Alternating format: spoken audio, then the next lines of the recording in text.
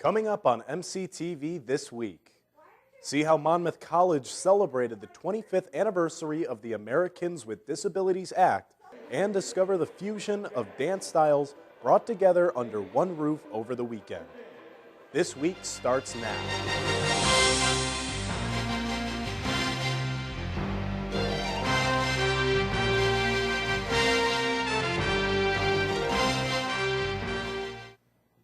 Welcome to MCTV. For Juliana Graff, I'm Jack Godlewski.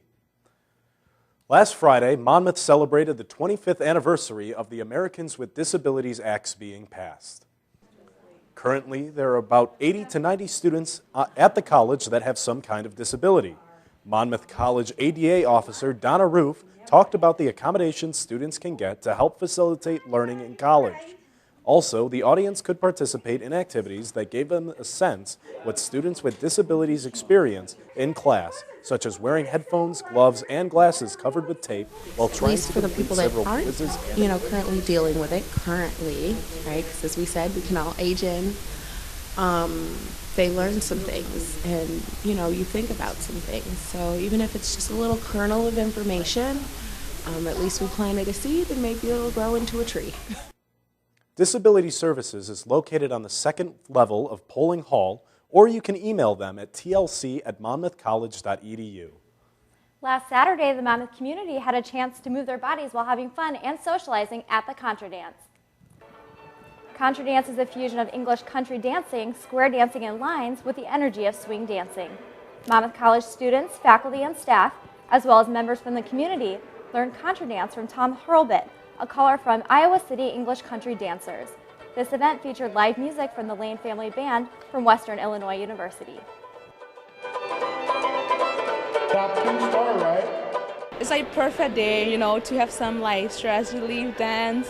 It's not really a dance, not really exercise, but then at the same time it's both socializing and then de-stressing yourself. I don't know. I think I enjoy it. I think it's really fun. ASAP and the Monmouth College Art Department hosted this event and expect to have another one next spring.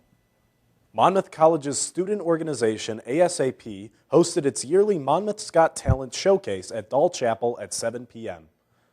Last Friday, ASAP gathered students at Dahl Chapel to host its annual Monmouth's Got Talent Showcase.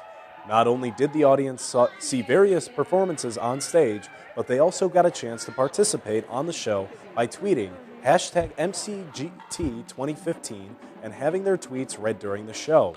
The talent show included singing, reading poetry, playing instruments, dancing, and the famous stepping moves of the I think we had a really good turnout. I like that we have a lot of different groups from campus, and that brought out a lot of different students than our regular crowd. So I feel like we're more than pleased with our turnout. ASAP will soon be opening positions to students who would like to plan events for Monmouth College students. You can find them on Facebook by searching ASAP at Monmouth College. Taking a look at some events on campus this week. On Thursday at 5:30 in the Highlander Room, the Wackerly Center is hosting an etiquette dinner. Alpha Xi Delta is sponsoring a flag football tournament Saturday at noon in the Huff Field House to raise funds for Autism Speaks. On Friday, a lip sync battle will take place at 7 in Dahl, presented by Mu Lambda Rho. Up next on sports, the women's soccer coach announces his retirement.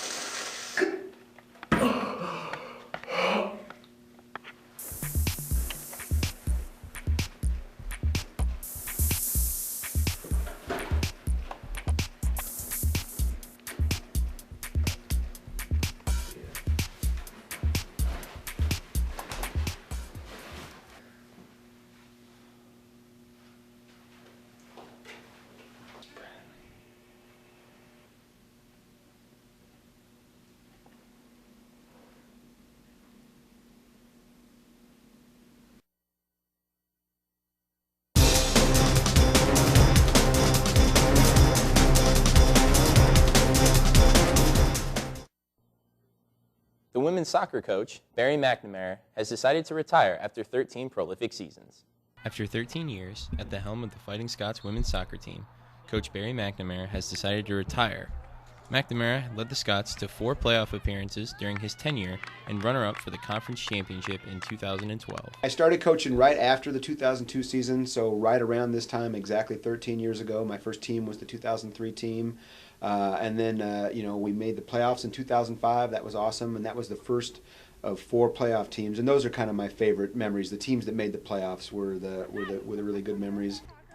The current Lady Scots have played under McNamara for most of their Monmouth careers, and with his retirement upon them, the remaining Scots will have to adjust to life without Coach McNamara. Mixed emotions around the whole getting a new coach thing, just because we still don't have one right now at the moment.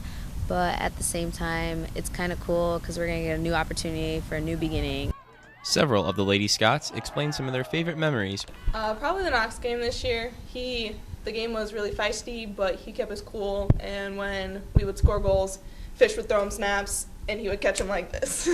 Probably my number one favorite memory with Barry would have to be my freshman year during the first game that I actually got a lot of playing time in, which was against St. Norbert, and I actually got the game-winning goal of that game, and Barry actually came up to me and he told me that he was proud of me. It has been a long 13 seasons for Barry McNamara, but he assures us that even though he no longer leads the team, he will continue to support them.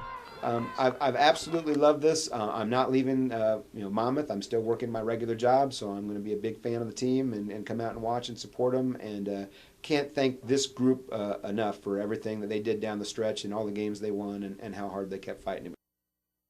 A nationwide search for McNamara's replacement has already begun. That's it for sports. Here are the scores from this week.